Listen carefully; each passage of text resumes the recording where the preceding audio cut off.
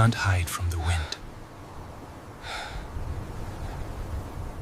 The wind moved through the land like a living thing.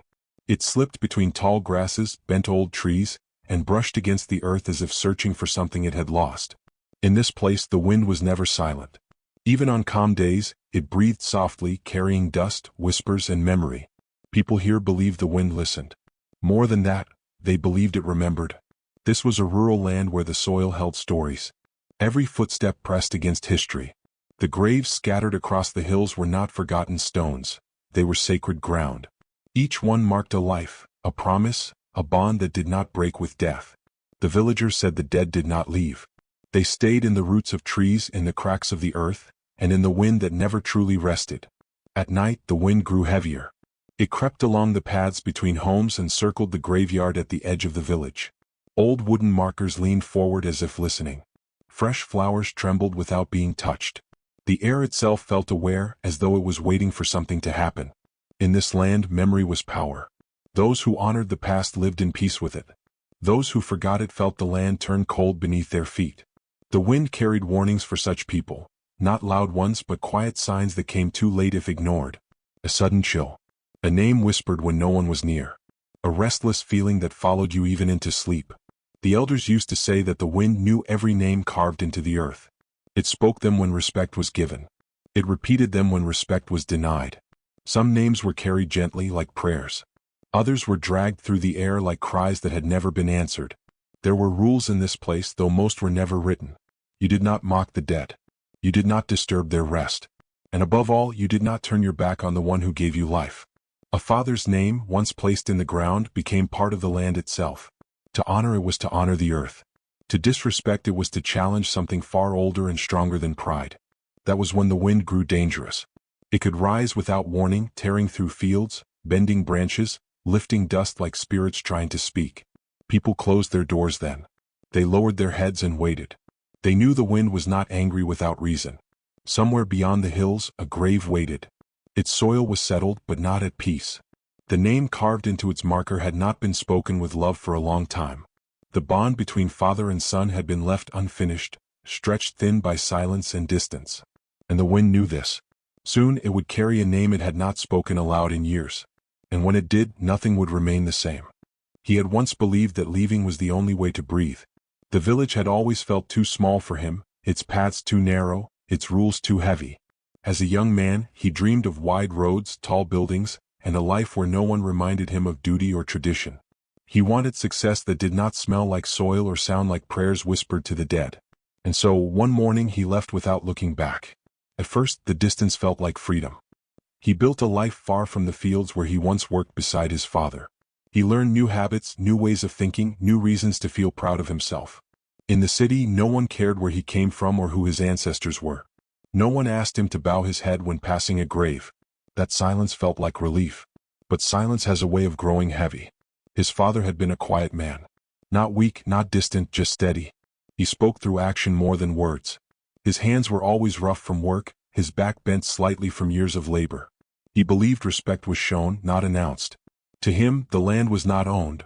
It was borrowed from those who came before and protected for those who would come after.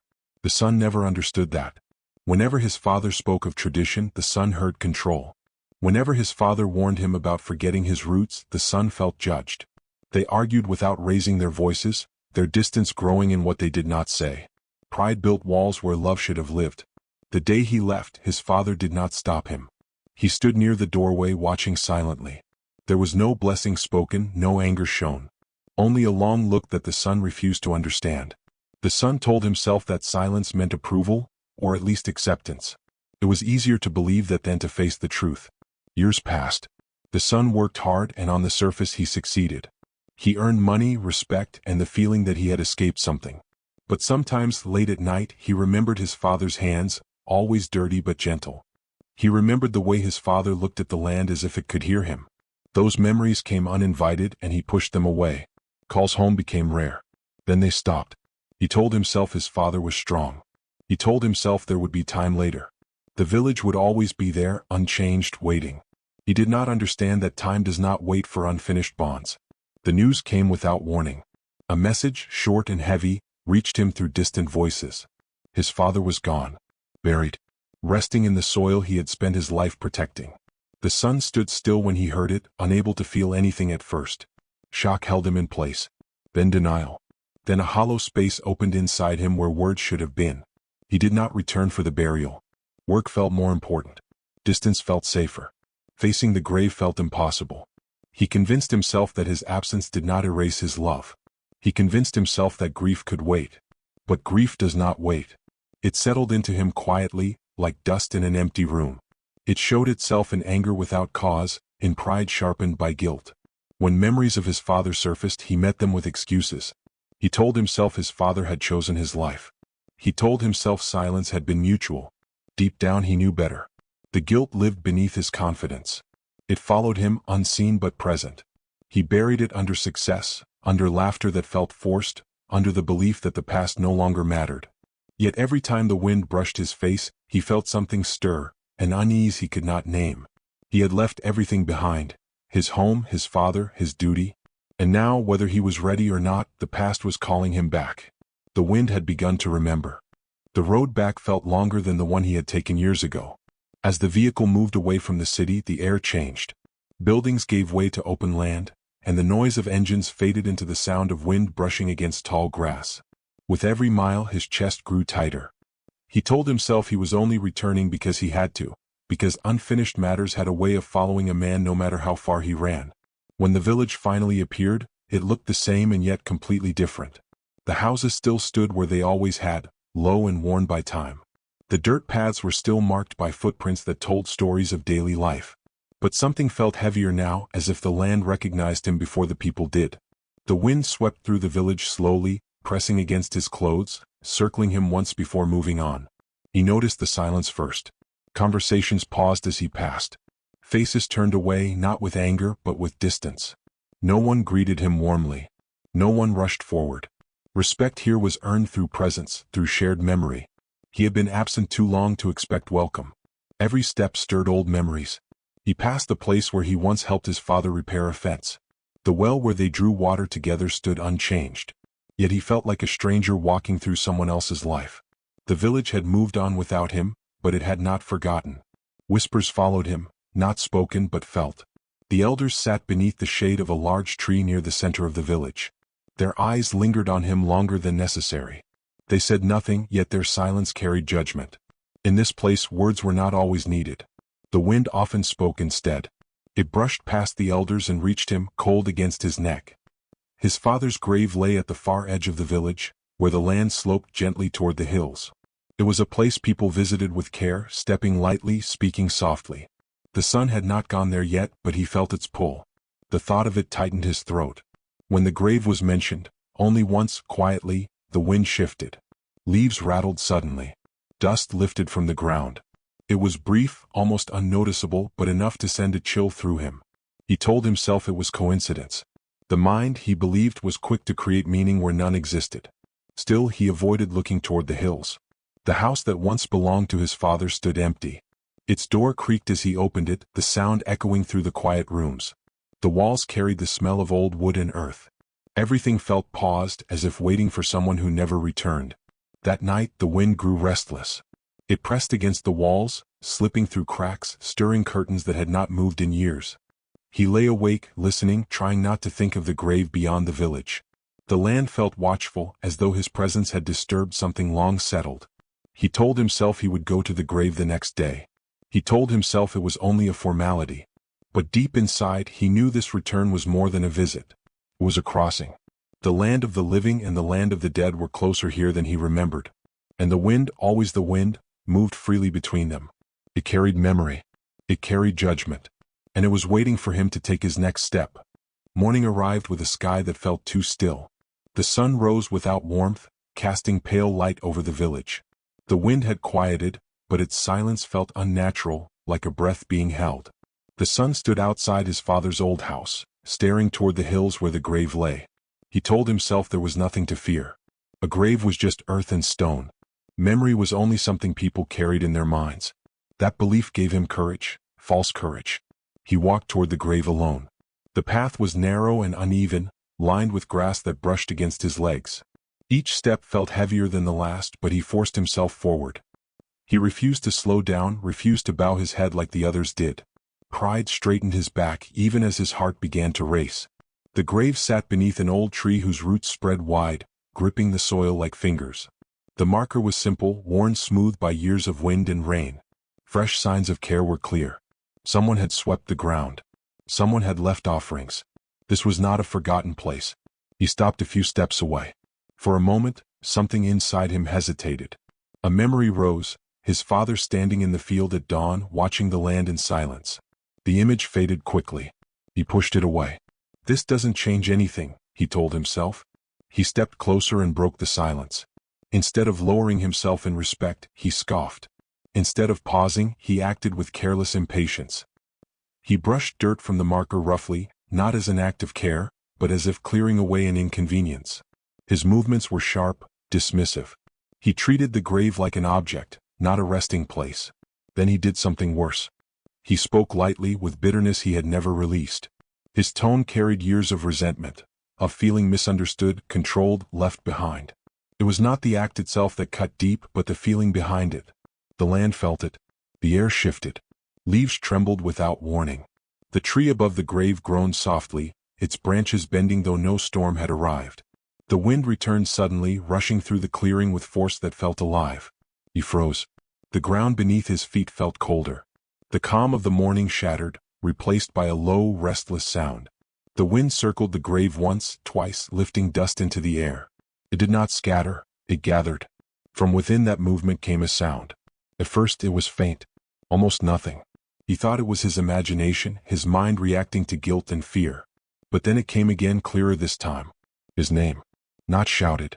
Not spoken by a human voice. It flowed through the air, stretched and broken, carried by the wind itself. It wrapped around him, brushing against his ears, his skin, his chest. He stepped back, his heart pounding. This isn't real, he whispered to himself. But the wind answered by growing stronger. The branches above him bent low, creaking as if under pressure. Dust stung his eyes. The marker behind him vibrated slightly, the ground humming with a deep, quiet force. Somewhere beyond the hills, thunder rolled without clouds. People in the village felt it. They stopped what they were doing and looked toward the graveyard. Faces tightened with fear. This was not a normal wind. This was not a passing change in weather. This was the land responding. He stumbled away from the grave, breath shallow, hands shaking. The wind followed. It did not chase him. It guided him, pressing at his back, herding him away from the sacred ground he had disturbed. His pride cracked under fear. For the first time since returning, he felt small. Behind him, the grave stood silent. But the land was not. The first boundary had been crossed. The act was done. And the wind, once a quiet witness, had become a voice. It had spoken his name. And it would not stop there. After that day, the wind no longer moved freely. It followed him. Wherever he went in the village, it seemed to arrive moments later, brushing against his shoulders, circling his feet, tugging at his clothes as if trying to hold him in place. Other people noticed it too. When he walked past, leaves stirred. When he stopped, the air grew restless. When he turned a corner, the wind turned with him. He told himself it was coincidence. He told himself the land was the same as it had always been. But the wind refused to act normal. It rose when he rose. It calmed when he sat still. And when he tried to ignore it, it whispered. At first, the sound was unclear. A breath. A murmur. Something just beyond hearing.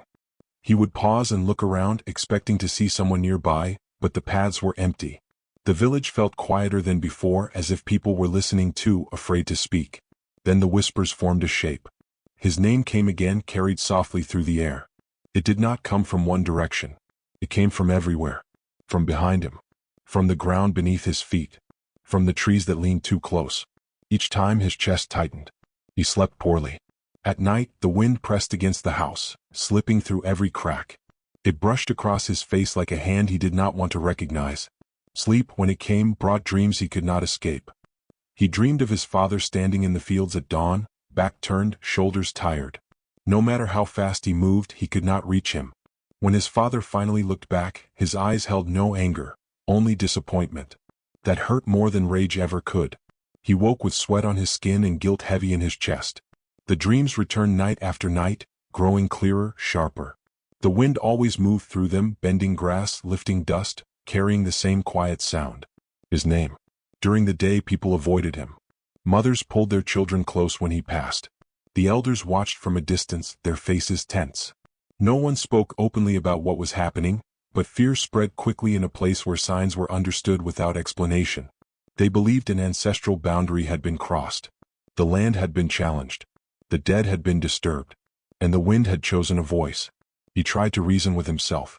He blamed exhaustion, stress, old memories rising at the wrong time. He told himself fear was feeding imagination. But deep down, another truth pressed against him just like the wind did. Something had been awakened. One evening, as the sun dipped low, the whispers grew louder. The wind rushed through the village, lifting dust into spirals that followed him down the path. His name was clearer now, stretched longer, heavy with meaning. He stopped walking. The wind stopped too. The silence that followed was worse. It pressed against his ears, thick and waiting. He felt as though the land itself was watching him, holding its breath. His hands trembled. He had never believed in signs before, but this felt impossible to deny. For the first time, fear broke through his pride. He realized the wind was not trying to scare him. It was trying to remind him. That night he did not sleep at all. He sat alone in the dark, listening as the wind moved around the house, patient and unrelenting. It did not leave. It did not grow tired. The land was awake, and it was waiting for him to understand why. The past did not return all at once. It came in pieces. Small memories slipped into his thoughts during quiet moments, catching him off guard. A sound, a smell, the way morning light fell across the land. Each fragment carried the same weight, pressing deeper each time he tried to ignore it. He began to see his father everywhere. In the field behind the house, he remembered a man working long before sunrise, his shadow stretched across the soil. His father never complained about the cold or the heat. He moved slowly, carefully, as if every step mattered. The land was not something to rush. As a boy, the son had watched from a distance, impatient and restless. He wanted faster days, louder lives. He never noticed how often his father paused, leaning on his tools, catching his breath before continuing. He had mistaken strength for ease. Now he understood the cost. His father's life had been shaped by quiet sacrifice. He had worked the land through drought and poor seasons, protecting it so it could feed the family. When money was short, his father went without. When sickness came, he rested only enough to stand again. And through it all he waited. He waited for his son to return from school. He waited for letters that arrived less often with each passing year. He waited without complaint, believing patience was part of love. The son remembered moments he had once dismissed. His father standing by the road at dusk, looking toward the horizon. His father saving a small portion of food just in case. His father keeping the house ready, never changing the son's room, never moving his belongings. Those were not habits. They were hope. Guilt tightened around the son's chest. He remembered the last argument they had before he left. It had been small, almost meaningless. Words spoken in frustration. A warning given, a warning ignored. His father had said little, but his eyes had held concern, not control. The son had mistaken care for judgment. Now there was no one left to explain. The wind carried these memories gently, as if guiding him through them. It no longer felt only threatening. It felt heavy with truth. Each whisper pushed him closer to understanding what he had lost. His father had known he might never return. And still, he had prepared the land as if his son would one day walk it again. The realization broke something inside him. He had believed his father's silence meant distance. In truth, it had been restraint. His father had loved him enough to let him leave, even knowing it would leave him alone. Tears came unexpectedly. He had not cried at the news of his father's death. He had buried that pain beneath pride and distance. Now it surfaced, raw and unprotected. He sat alone in the empty house, head lowered, hands trembling. The wind moved through the doorway, slow and steady. For the first time he did not resist it. He felt shame rise alongside grief. Shame for every call not made. Every visit delayed. Every excuse chosen over responsibility. The weight of it bent his shoulders, just as years of labor had bent his father's back. He realized something else then. His father had never asked for praise. Never demanded obedience. All he had wanted was remembrance. Respect. A son who understood where he came from. The son had failed him. Outside, the wind grew stronger, not angry but restless. It carried the memory of a man who had given everything and asked for nothing. It carried the weight of love left unanswered. The son wiped his face and stood slowly. He could no longer pretend the past was behind him. It was beneath his feet. and it was calling him to account. The village did not need words to speak. Memory lived in its people, in the way they moved, in the care they showed the land. As the son walked through the paths he once knew, he began to notice what he had ignored before. The small gestures, the quiet respect, the unspoken rules that held everything together. The elders watched him closely. They did not approach him. They did not scold him. Instead, they went on with their routines, allowing memory to speak for them. He saw how they tended the fields, how they paused before entering the graveyard, how they touched the ground with care. His father's presence was everywhere. People stopped near the old tree by the fields, resting where his father once rested. Tools were placed carefully against walls, the same way his father had taught others to do. The land itself carried his habits forward. The son began to understand something painful. His father had not belonged only to him. He had belonged to the village. The people remembered a man who settled disputes without anger, who worked beside others without complaint. They remembered how his father had spoken to the land as if it could hear him, and how, in return, the land had provided even in difficult seasons. When storms came, his father was always among the first to help repair damage. When harvests failed, he shared what little he had. He did not speak of sacrifice. He lived it. The son felt smaller with each realization.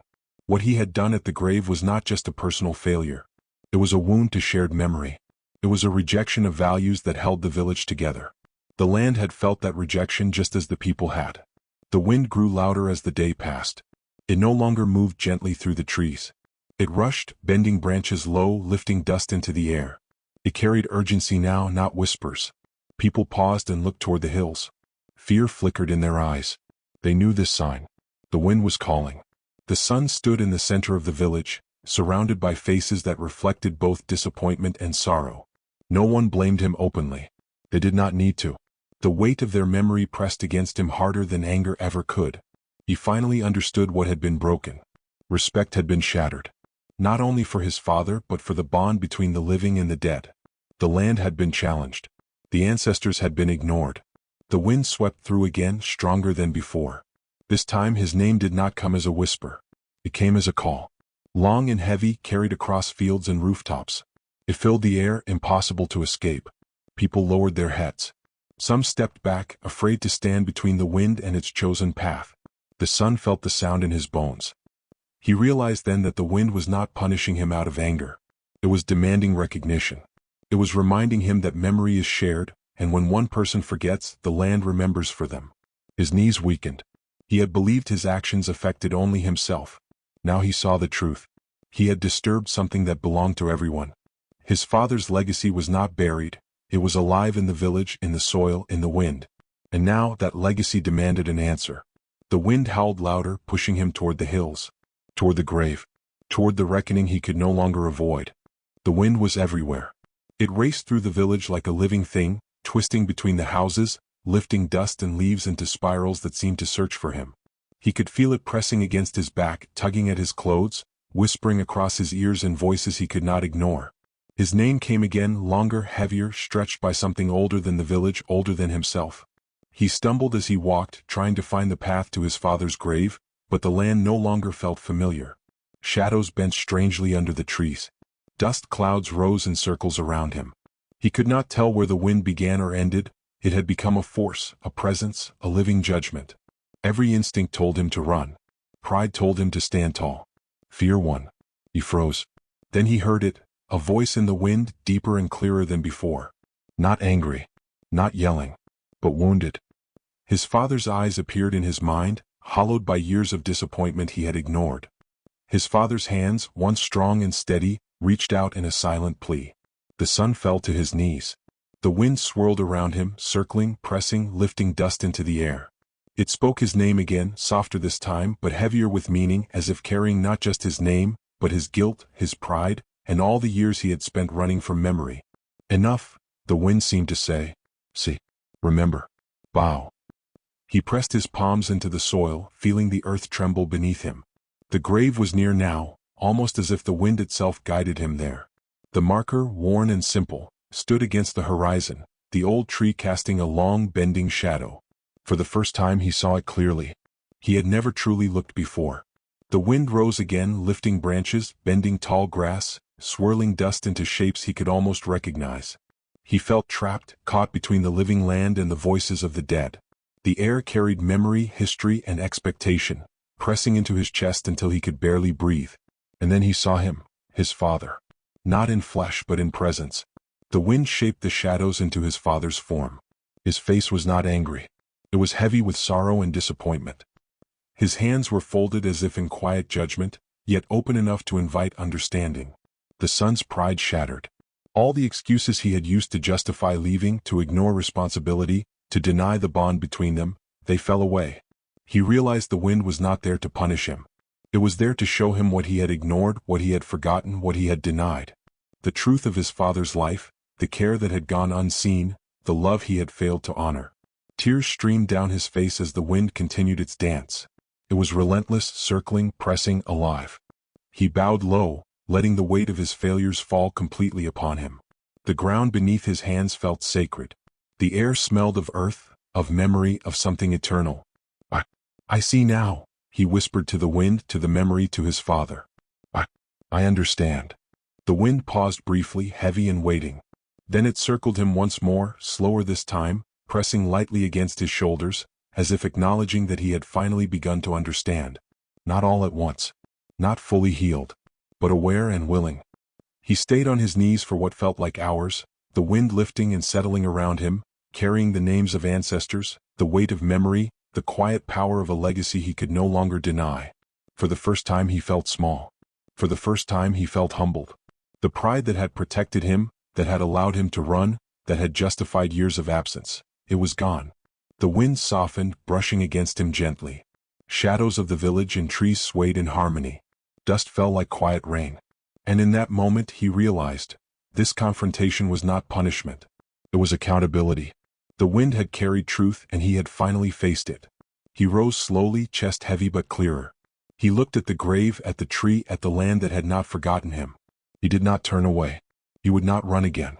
The wind whispered once more, softly this time, carrying a name full of memory, of grief, and of quiet hope. His own. And he understood that the path forward would not be easy, but it would be necessary. The wind had spoken and he had listened. But listening was not enough. He stood before the grave, the soil damp from morning dew. His hands ached from the countless small tasks that now lay before him. The air smelled of earth and rain, heavy with memory. The land had shifted beneath his feet, as if waiting to see whether he would truly act, or if pride would rise again. He began with small things. The grave needed care. The soil was uneven where he had once brushed it carelessly. He knelt, smoothing the dirt with hands that remembered nothing of gentleness, and placed fresh flowers on the worn marker. Each movement was deliberate, each gesture a silent apology. The wind circled him, patient but insistent. It pressed lightly against his back, guiding him, observing. Every misstep, every pause, seemed magnified as if the land itself could read the truth in his intentions. But the first attempt felt hollow. He realized quickly that an apology alone could not erase years of neglect. Words spoken to empty air were not enough. Memory required action, respect required proof, and redemption required sacrifice. So he acted. He cleared the path leading to the grave, gathering fallen branches and stones. He repaired broken fences, mended walls that had leaned with age, and swept the yard clean. Every motion carried more weight than before. Every breath carried acknowledgement of what he had denied for so long. The villagers watched from a distance. Some whispered among themselves, some turned away, unsure if his efforts would last. None came forward to help. Redemption, they seemed to say, must be earned, not given. And still he continued. He spoke to the wind.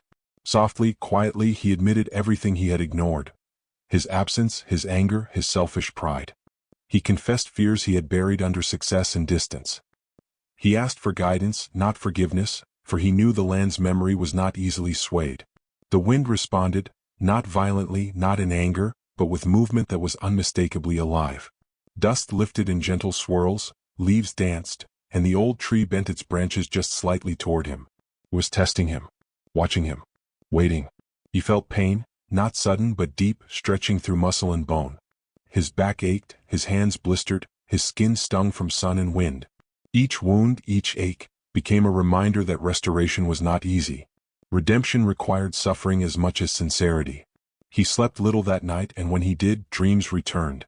This time they were not full of accusation or disappointment. Instead, his father appeared quietly, watching as the son labored, waiting for him to understand that respect was action, not words. The wind carried the image, twisting lightly through the dreams, whispering encouragement and warning in the same breath. By morning, the grave and the land around it looked renewed. But he was not. His body ached. His hands were rough and calloused. His mind weighed heavily with reflection. And yet, something inside him had begun to shift. The act of restoration, of facing the past, of acknowledging truth, it had begun to change him. Pride no longer blocked the path. Guilt no longer paralyzed him. There was only responsibility. The wind calmed slightly, circling him in measured motions. It no longer pressed him forward, but it did not leave either. It hovered, watchful, aware that his work was not complete. And he understood. Atonement was not a single moment. It was a journey. Every step he took, every act of care, every thought given to memory and respect was part of that journey. There would be setbacks.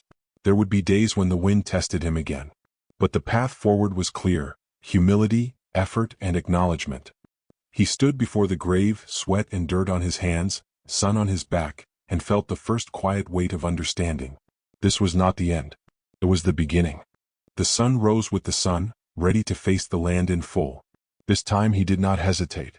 Every step toward the grave was deliberate, every movement filled with respect. He understood now that the work was more than physical. It was spiritual. His father's legacy was not in wealth or fame, but in care, patience, and the quiet strength of responsibility. He began by restoring the grave itself. The soil was shaped evenly, firm beneath his hands.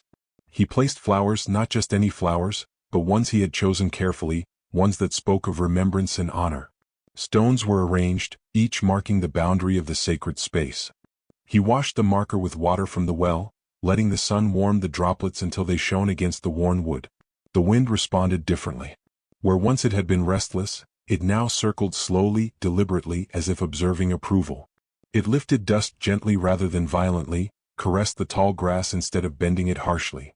The sun could feel it less as a threat, more as a guide. The land was teaching him, acknowledging his efforts, yet reminding him that restoration required patience. He walked the fields his father once tended. He planted where soil had grown thin, repaired where fences had fallen, and carried water to places the sun had scorched. Each act felt natural, not forced. He could feel the rhythm of the land again, the pulse his father had followed for years. And with each step, he remembered the sacrifices, the quiet work, the strength that had once seemed invisible. The villagers noticed the change. They watched him from a distance, but they did not interfere. They saw a man humbled, working without complaint, attentive to every detail, every lesson embedded in the soil. Slowly their fear eased, replaced with cautious hope. They recognized a son who had returned not for himself, but for something greater: the memory of a father, the spirit of a community, the sanctity of the land. He repaired the old fences, strengthened the walls of the family home, and cleared every path that led to the grave. With each motion, the memory of his father grew stronger in his mind, not as a figure of judgment, but as a guide, as a man whose quiet strength had carried generations. He spoke to no one, yet he spoke constantly. Soft words, apologies, acknowledgments of what he had missed, of what he had failed to honor. The wind carried them, and for the first time he felt understood. He was not forgiven yet, but he was on the right path. The land, the wind, the memory of his father, they were listening. Even the air seemed lighter. Dust lifted in gentle spirals, leaves swayed softly, and sunlight broke through clouds that had long hung low over the hills. The wind no longer pressed him forward. It moved with him, gentle but watchful, guiding his hands and heart toward what needed attention next. By midday the grave looked alive with care. Flowers shone bright against the rich soil. The stones formed a clear border. The tree overhead swayed gently, as if nodding in approval. The sun paused and placed his hand on the marker, feeling its texture beneath his palm, feeling the weight of history, of memory, of love that had been quiet but never gone. He understood something profound. He could not undo the past. He could not erase the mistakes, the absence, the disrespect. But he could honor it. He could carry the legacy forward. He could live the values his father had embodied, protecting the land, respecting memory, and teaching future generations without words, only action. The wind circled him once more, softer than ever, like a sigh of approval. It would always watch, always remember. But it no longer carried anger. It carried guidance, vigilance, and quiet encouragement. The sun had begun to reclaim what had been lost, and in doing so, he had reclaimed a part of himself he thought was gone forever. He stood tall, though humility lingered in his posture. He knew the journey was not over. Healing would take time and scars of guilt would remain. But he had begun. He had faced the wind, faced memory, faced his father, and had chosen responsibility over pride, care over neglect, action over denial. For the first time in many years he felt peace. The land felt at ease as well. And though he would always remember the weight of what had been, he could finally walk forward carrying both the burden and the blessing of his father's legacy. The morning was quiet. For the first time in years the wind did not rush or swirl. It moved gently, brushing through the trees and tall grass as if breathing a soft sigh. The village seemed to hold its breath. Even the sun appeared warmer, breaking through clouds that had long shadowed the hills. The son stood by the grave, hands resting lightly on the marker. The soil was firm and even, the flowers bright and fresh. Stones formed a perfect border. He had done all he could to honor what was sacred. Now he simply watched, feeling the weight of memory and effort settle inside him. Then he heard it, his name. Soft, almost whispered, carried not by the wind's anger but by its calm. It wrapped around him, gentle as a touch, carrying not judgment but recognition. The land had remembered. The ancestors had remembered. And finally the wind itself seemed to forgive, not as humans forgive, but as the earth forgives those who honor it. He closed his eyes. He felt his father's presence, not through words, not through vision, but through memory alive in the land and air.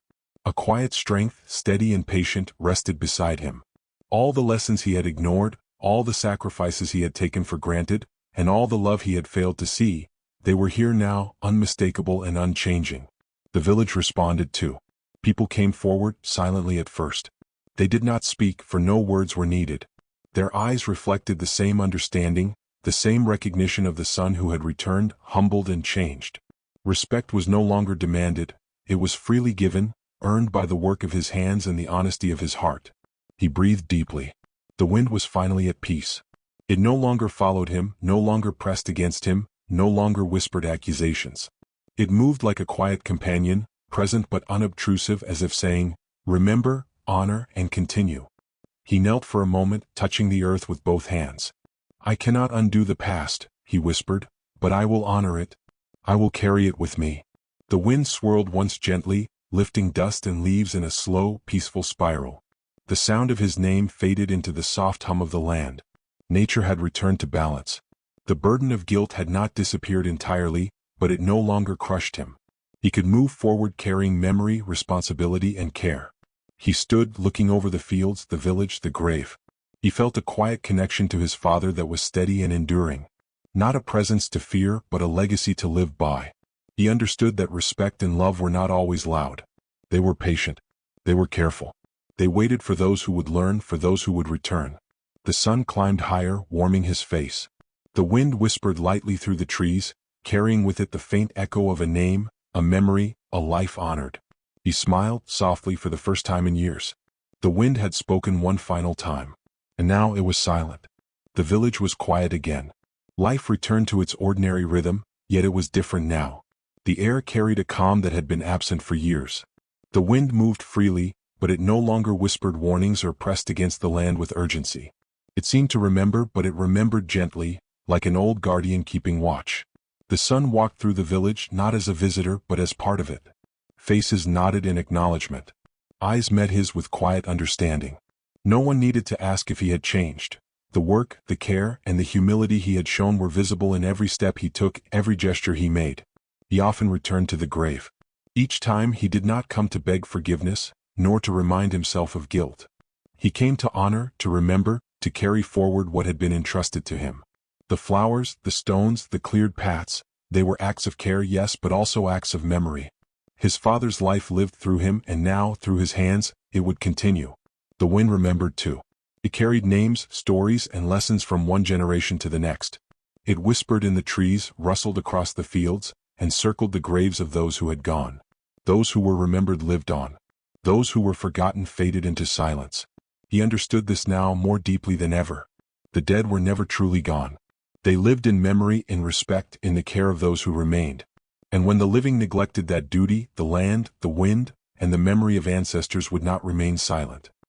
He knelt once at the grave, touching the soil gently. "I will not forget," he whispered. And the wind seemed to sigh, wrapping around him like a protective cloak. The voice that had once carried warning now carried peace. The lesson was clear. Respect, love, and remembrance were not obligations, they were lifelines. The sun stood and looked over the village, the fields, the hills beyond. The wind stirred the grass at his feet, and he felt the presence of names long gone, memories kept, and legacies honored. Some names, like his father's, would never be forgotten, and the wind would always remember them.